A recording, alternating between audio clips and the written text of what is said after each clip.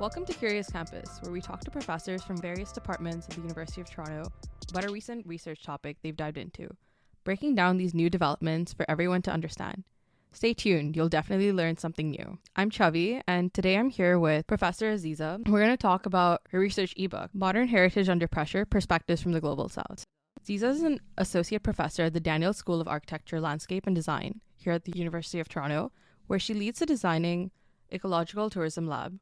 Aziza is also the principal of Aziza Chaouni Projects based in Fez, Morocco, and Toronto, Canada, where her work has won several top design awards and recognitions, including the Holcim Gold Award for Sustainable Construction in 2009. She was responsible for the Sidi Harazem Thermal Bath Complex CMP, supported by Keep It Modern, talking about in her book, Modern Heritage Under Pressure, which we'll talk about now. So, hi, Aziza. Hello. Thank you for having me. How's it going? Great. Very excited to be part of this podcast, which is an excellent initiative. Bravo to you. Yeah, we're super excited to have you here and add more diverse voices about all the research that's happening here. So to start off then, was very curious about like how you came into the architecture, especially as you talk about in the introduction of this book about your connection to this thermal bath and like growing up around Fez, and more about like how that relates to like the work that you did here. Sure. So my connection, I just can share with you also my connection to the field of architecture in general. It's related very intimately to my relationship with my late father. May he rest in peace, because he was working in the agricultural field, and he was building farms and also stables and running different farms in rural areas around my hometown of Fez. And every weekend, I was very close to him. So every weekend, he would take me with him.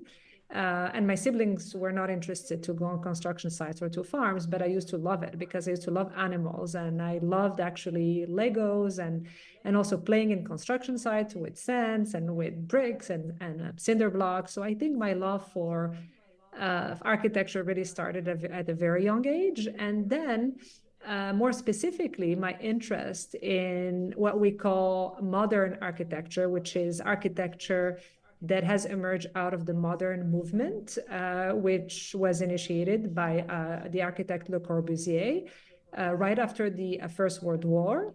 And it's an architecture that's characterized by its use of concrete, but also by very pure and simple line. And it's also an architecture that doesn't have any artifice or decoration. So it really came as a reaction to the super ornate Art Deco style.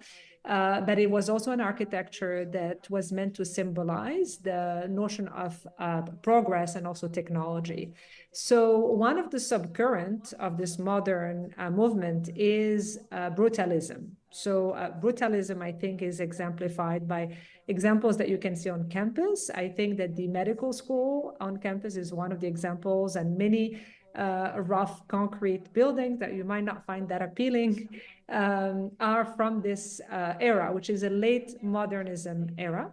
And so when I was young, I used to go at least once a month to this amazing and spectacular thermal bath complex that was on 12 hectares. It was this brutalist, gigantic concrete architecture, but that was also very sensitive actually to the landscape. You had water running everywhere, pools. It was like a paradise for kids.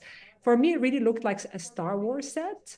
The architecture was like really looked like out of this world, like almost this alien world. And I was a fan of Star Wars. So for me, I felt that I was in a world of Star Wars, in some planet, a different planet than the one I was used to. So I think really my love for this bigger than life architecture built with concrete that at the same time looked very heavy, but had all of these incredible details, probably started in my very young years when I have Polaroid photos with my grandmother when I was 5 or 6. So that's a long answer, I guess, to your question. Yeah, and that is really cool. And definitely we do have a lot of sites around campus with brutalistic like architecture forms. And it's one thing everyone is told when they take a campus tour about like, look at Robarts.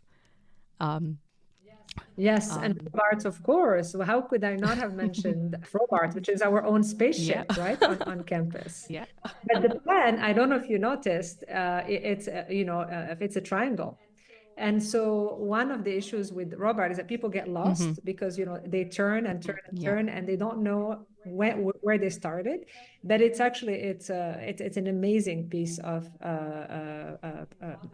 modern and brutalist architecture. Yeah, for sure. And yeah, obviously learning about your connection, well, to how you got into architecture and with the work that you're doing, especially like within this book, is like really cool to hear about. And it's like based on that, like how important would you consider these personal connections to the work that you do, especially considering architecture and the work that you're doing as listed in this book about like preserving heritage sites. And so how important do you think that is, and how would you consider how could someone who perhaps like doesn't share any history with the sites they're trying to protect appreciate the work?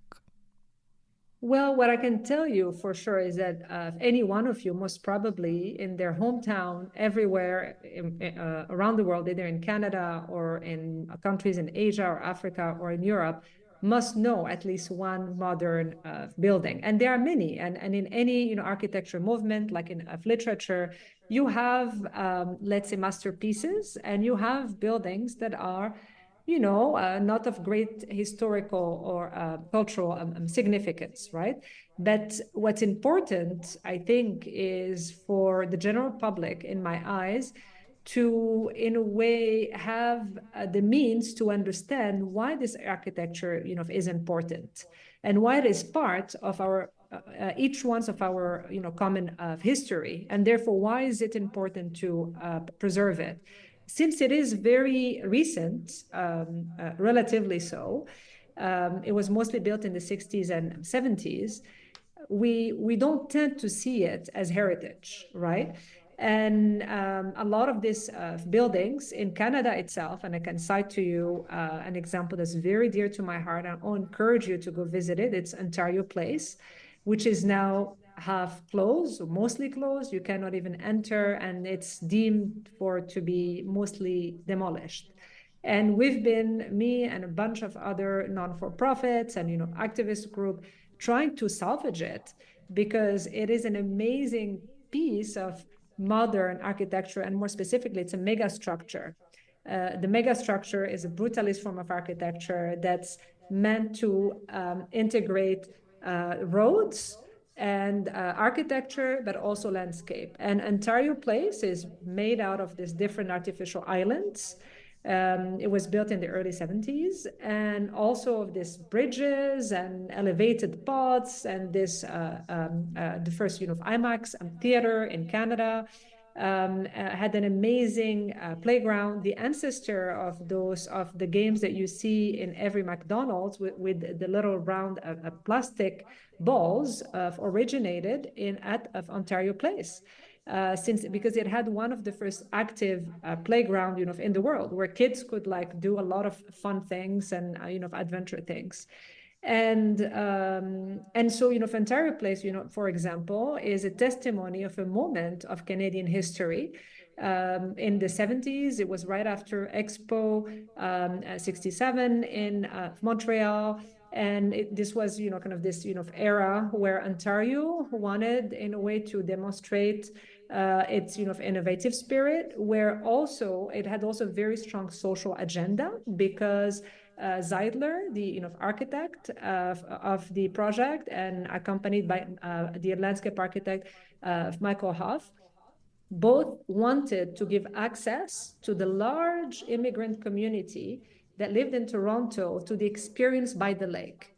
A lot of native, let's say, or first, second generation Canadians have a cabin and can go every summer, every holiday to their cabin by the lake, where a lot of newly arrived migrants just uh, don't have that, ability. And the architects and the landscape architects for Ontario Place wanted to give this closeness, this experience on the lake. You could get on a canoe, you have a beach, you can also swim to all of Torontonians. and inhabitant of the GTA. So it had a strong social agenda. It has a very strong environmental agenda because it has thousands of trees. It also had these artificial islands that were designed in a way so that they would encourage the flow of water. So that actually Ontario Place Beach has one of the cleanest water of the entire waterfront of Toronto. It had this incredible architecture that was lifted, and from which actually I was lucky to get into one of the pods, and the view of downtown Toronto and of the city is just stunning because you're like elevated on top of the lake looking back, at the city. So unfortunately, all this heritage is going to be demolished because it's not viewed by decision makers and by certain politicians as worthy of preservation. It's too recent. It doesn't fit within what heritage, the definition of heritage that these people have. And so I think what I urge, of everyone is to just be a bit more careful about this architecture from the 60s and 70s, to document yourself about it, to even just experience it like with a different eye and not dismiss it because it's too recent or because one doesn't maybe know, its history. Yeah, that is like a really cool point to make about heritage is usually thought to be like much older than just within the century even. And so I guess like based on that, as like a perspective of your role in like an architect and also like preserving supposedly like the history of like the site and the communities around it, how do you balance the struggle between preserving history per se, but also ensuring that people feel like it is like worth preserving, especially within like local communities? I think, for me, it's a very important battle because the modern heritage and 20th century heritage, especially the one of the second part of the 20th century, is under threat of being demolished, of being disfigured because it's not understood, because it's not valued, because people do not know its historical and cultural significance. And one of the tools to counter that is to raise, awareness. So, for example, in the Ontario Place, the Future of Ontario Place project, which I led with the late Professor George Baird, may he rest in peace. You could all go to www.futureofontarioplace.org to check it out. We launched a series of public campaigns, among them we had like kind of a letter to the parliament. We had a campaign, like a public like awareness campaign. We had a social media campaign. We did a competition among all architecture schools in Canada, where we asked students of architecture and allied field to propose visions to preserve Ontario Place, but to infuse with it new programs that fit the new needs of the population. Because one thing that you should all know, and this is something for all heritage, I strongly believe that if you mummify heritage, it's going to die away. Because for me, heritage that's healthy, if you want to preserve heritage and ensure its future, it needs to remain relevant to the local needs. So by that, I mean that it needs to host a program that local communities need. It needs to have certain comfort level. It needs to have a certain interpretation so that the visitors would understand what makes it so special. And of course, not everything is worth preserving. Sometimes the urban fabric of a part of the city is important. So all of the buildings that compose it are worth preserving because you keep the spirit and the soul of that neighborhood. Sometimes one building is of exceptional value, like Ontario Place, because of its excellence in design, because of its cultural importance within the history of Toronto. We collected so much stories of people remembering going to concerts there, having birthday parties for people that didn't have a garden. That was like the best place to hold the birthday parties. There was a nightclub. People got married there. You had all these fairs. And until today, you had swimming teams, you had these granny Tai Chi groups, and so forth. And you had skateboarders.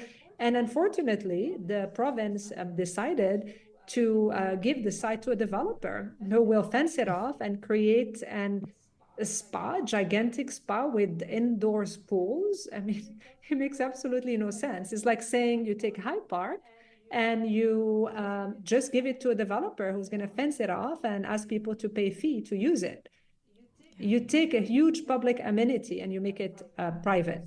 So I think this is one of the dangers, right? Yeah. Is of like about heritage. No matter how much you raise awareness and so forth in the battle for entire place, I would say very sadly, um, the battle is lost. I mean, I'm sad to say it. The force of capital is so strong that in a way it crushed all of this importance about the architecture and the history. And the problem is that once it's gone forever.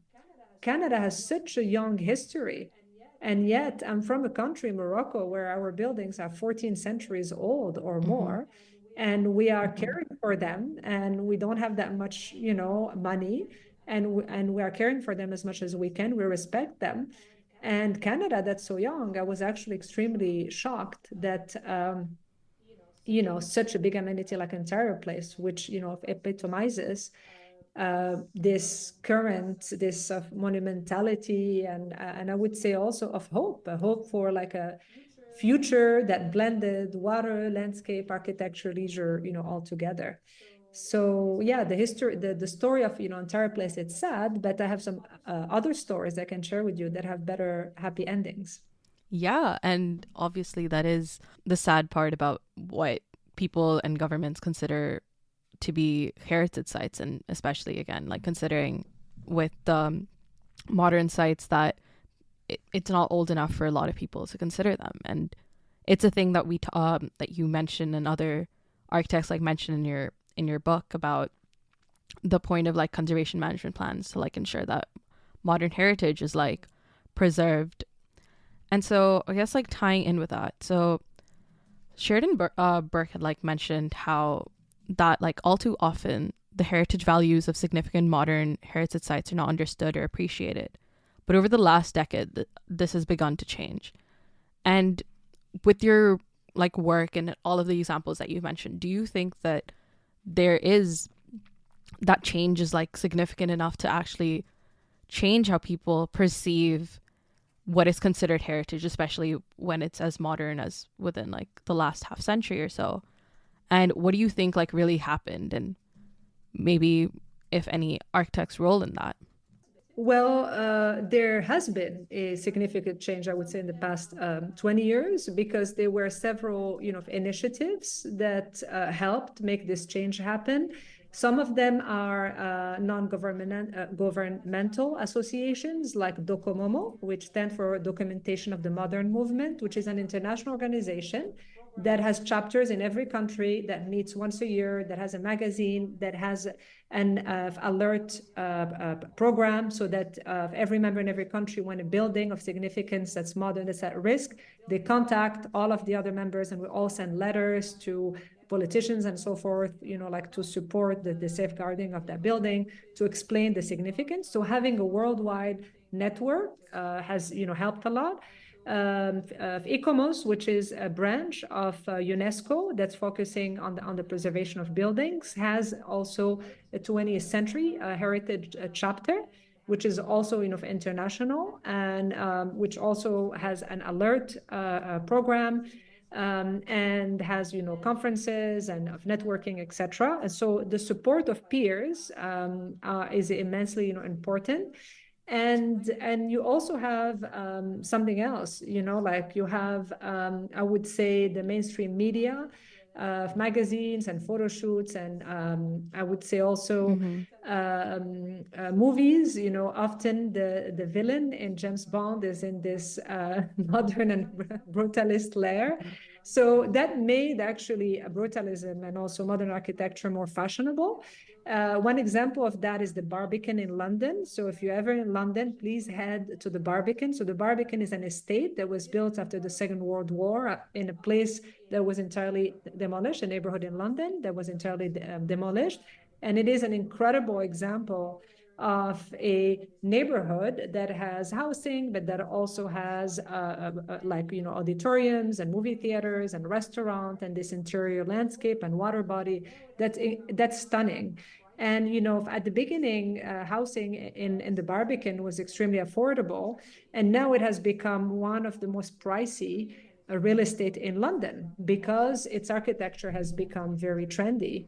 It's with all of its raw concrete and its use of wood, etc., but also its relationship to landscape, which we always forget, and its integration of all of this different aspect of everyday life, so that you don't separate housing from leisure, etc. So in the same place, you could have your apartments, but you can also have offices. You can also have places where you can eat and have leisure.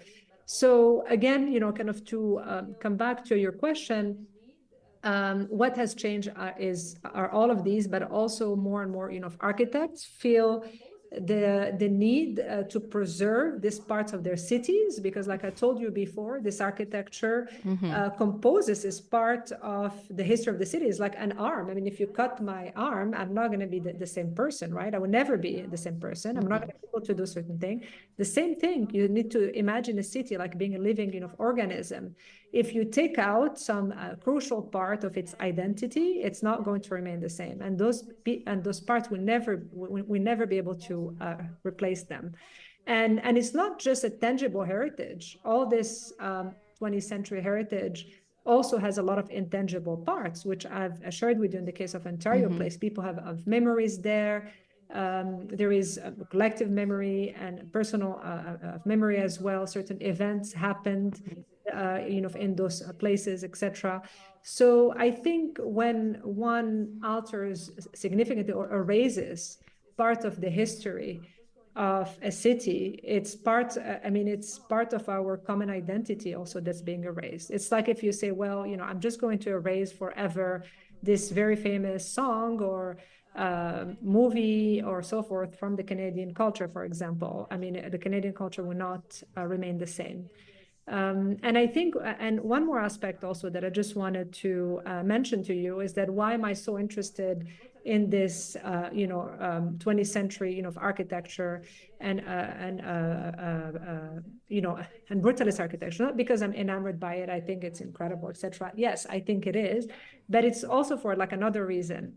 It's because even, as an architect, I have to tell you that the construction field is one of the most polluting and carbon emission, industry, in the world today. It's responsible for a huge amount. I don't have the exact number, under my eyes now, of the carbon, emission today. So even though I'm an architect, I have to tell you that we need to start to build less, and we need to adapt and reuse our buildings more. Instead of demolishing and rebuilding, or continuing to rebuild and abandoning buildings, I think the best way to be environmentally and socially responsible, especially in this climate change era and all of its challenges, it's our duty to try to reuse these buildings as much as possible. Ontario Place, all of its buildings have been abandoned and in disuse for more than 20 years. Why is that so? When many non-for-profit organizations in Toronto needed a space, when so many communities would have benefited, when Toronto needed maybe more schools and more cultural centers.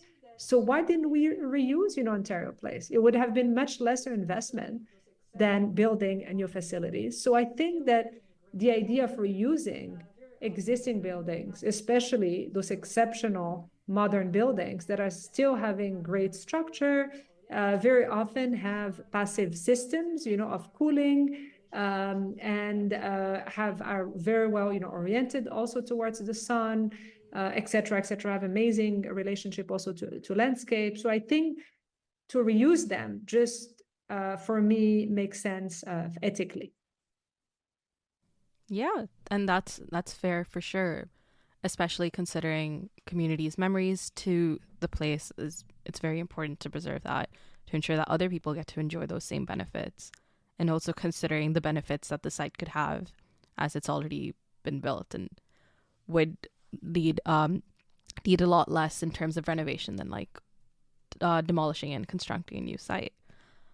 And so you've talked about like sites that hold like very nice memories and like the hearts and minds of a lot of people.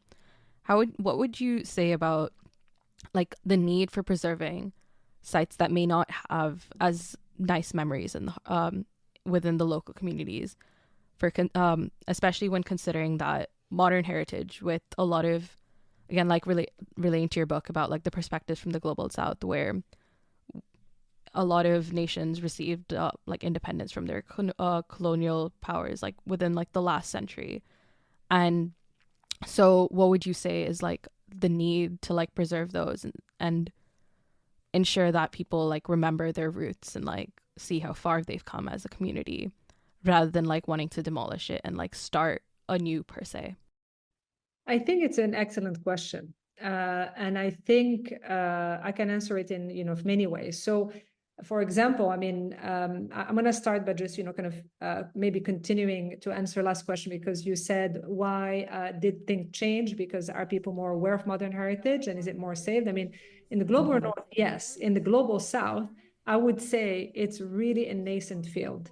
Modern heritage is seen as something foreign, as something Western, as something imposed on the local culture. It's reminiscent of a colonial past that very often has been very violent, even though a huge part of this modern heritage has been built post-independence. It is still seen as foreign, right? And is still and is seen also as passé, as not because people are seeing modernity today, as in Africa, for example, as glass towers, which are absolutely not suited, kind of to the local climate. So modern architecture has this stigma. So what you said, not such nice memories, it actually might be triggering for certain, old people, right? That went through a lot of hardship during the colonial era. And so it's a hard question because, why then the question is why preserve this architecture if it is was built under or is symbolizing a repressive power? And I'm going to answer you by this experience, like that I had, that made the answer for me crystal clear, is when I visited for the first time the island of Gorée in Senegal, which was an island where slaves were taken first before they would travel across the Atlantic to America. And I had the same experience also in Bounce Island in Sierra Leone, which served exactly the same role, which was a jail, technically, with African slaves that were stolen from the continent, were stored before they were separated into different boats and then shipped away to cotton fields, in America. So the question was, why keep these places? Why preserve them if they are symbolizing so much pain and so much suffering? Well, it was a very emotional experience. I'm sure for me, as it was for everyone who was there. Well, is to keep the memory and to remind everyone of what human beings can do to others, and hopefully to prevent it from happening again.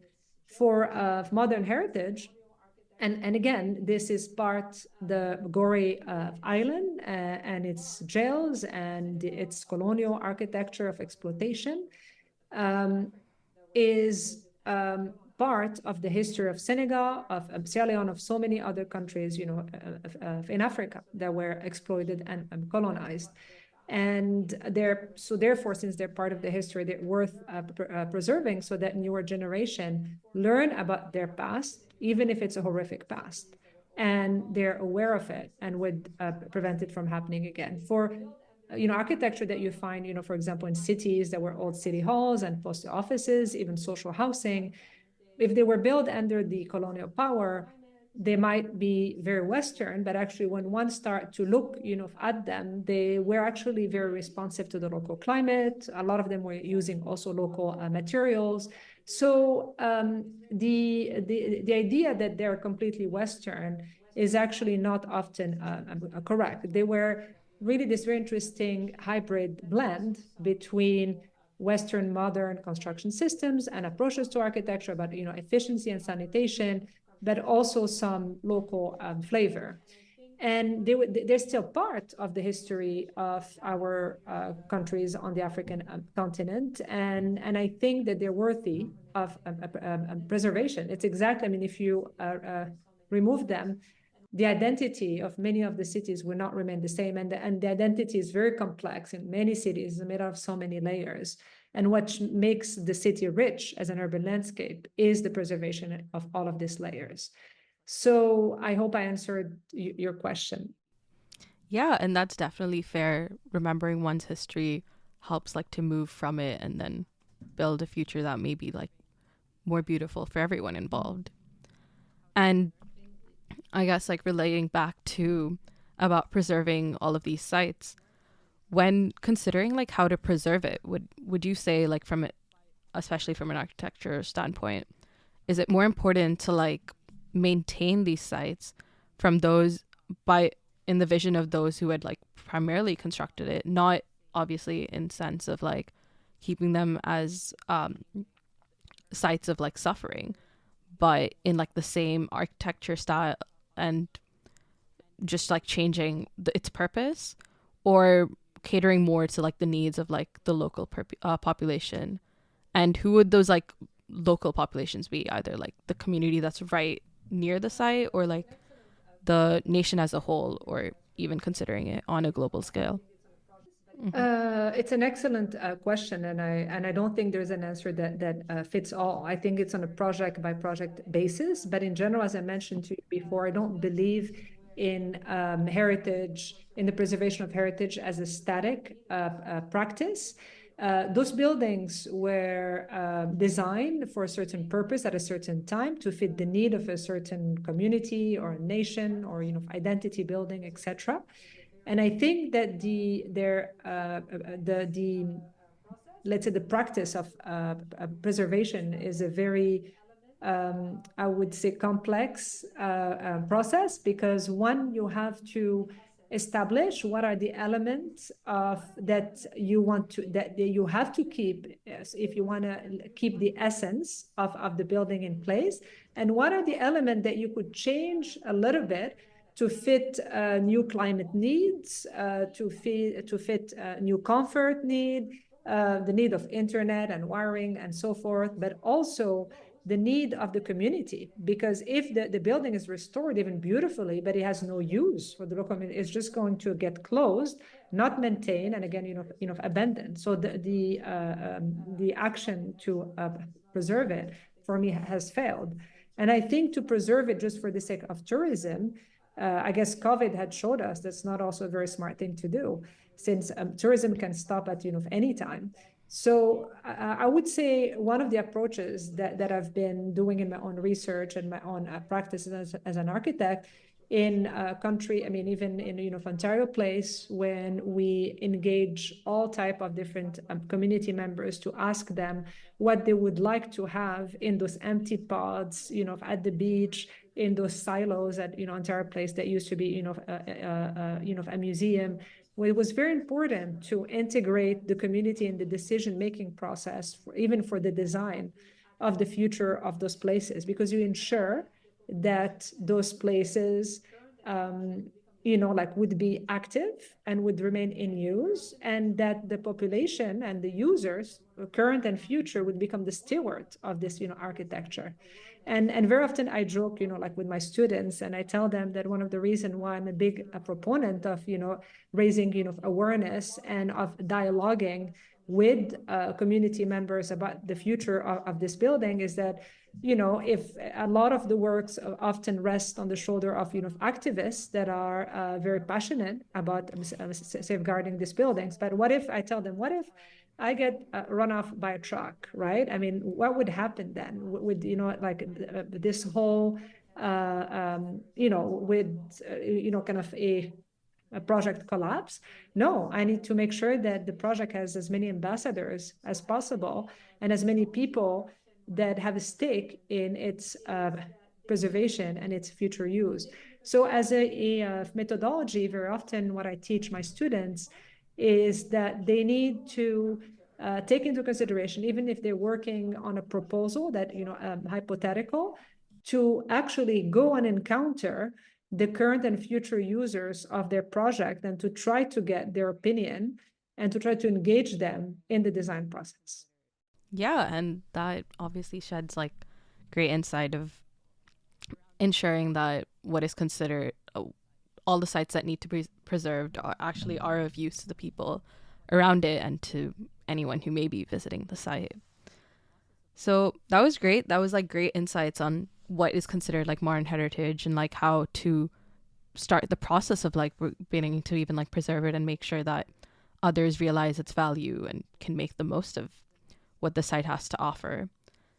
And so to end our discussion on this, what would you say is like the next question to be answered in terms of preserving heritage sites and like what local populations can maybe consider when thinking of like the sites that need to be preserved? Oh, that's a big question. It's very, I mean, I guess befriend an architect, befriend an urban designer or an architect or an architecture historian who can maybe take you through your neighborhood and make you see it through a different lens. Because I think this is, in a way, what's missing often to many people is the capacity to have the legibility to read the urban landscape at its real value. And I think for me, it was such an eye-opener when I went to graduate school and in architecture, because I was trained first as a civil engineer. And when my professor, Kelly Wilson, told us, okay, now we're just going to go for a walk on campus. And I was, what? What is it for? You know, I had like my little sketchbook, etc. I said, I'm going just to show you the campus through my eyes, what I like, what I don't like, where I like to sit, where I like to drink my coffee. And I'm going to tell you why I like each one of these spaces. And through the walking, he actually shared with us the history of certain buildings, not just about their architecture and how they got built and what's so exceptional about their structure or about some innovations, but also about his own memories, because he actually had gone to school in the same campus. Some events had happened, etc. So it really made me understand that the built environment is so important. This is where we evolve every day. And very often, most people do not pay attention or much attention to it, to what they cross, where they walk. The pace of life is so fast today that we don't take the time to stop, to look around, to question ourselves. What do we like this space? Is it the quality of the light? Is it too windy? Does it have a nice temperature? Why do I feel good here? Why is it so nice? You know, and very often one can start to ask himself, why was it built like this? Who built it? What's the history behind it? And I think the curiosity would lead you to better understand your building environment and to better, appreciate it. So it's full of narratives that are just out there for you to discover. Yeah, and that's definitely fair. It's not enough to just live in one city. You have to be completely being a part of the city, knowing where it's come, where it's going, and what has happened within the sites around you is obviously very important and can enhance your like experience of living in wherever you do. And that you So have a I think that voice. can be great insight. And I think that, everyone has a voice in certain decisions in their own community and their own of neighborhood. If everyone can go see their local, representative and ask them about, like certain projects, about parks or certain, avenue potential beautification, or anything that's pertaining to the public domain. Every single person has a voice and can be, actively involved in shaping also the built environment. This is, like the amazing thing about Canada. Sometimes the battles are won. Sometimes the battles, like in the case of, Honest Ed. I don't know if you had heard of, Honest Ed in Toronto, which is this incredible department store that used to be on, I think, Yonge and Bathurst. That's now gone, and that had, everything at $1. It was this, crazy, department store. And during Thanksgiving, you had hundreds of turkeys that were handed for free to the needy.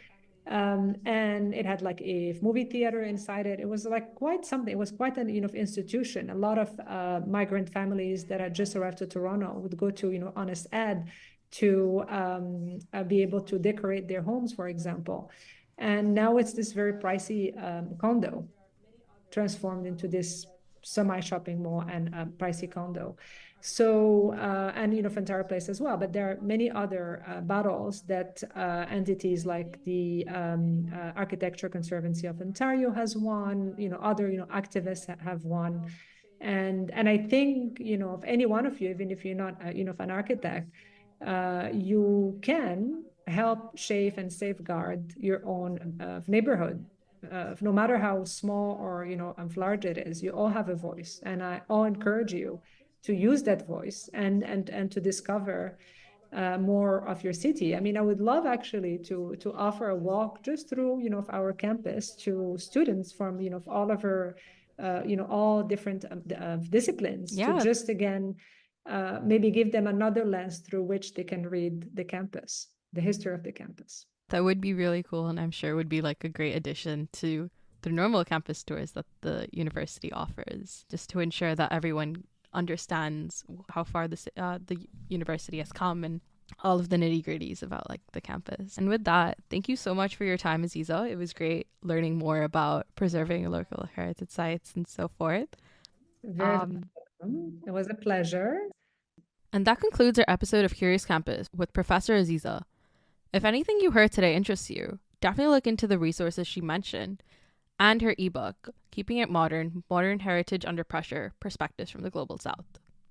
Stay tuned to Curious Campus.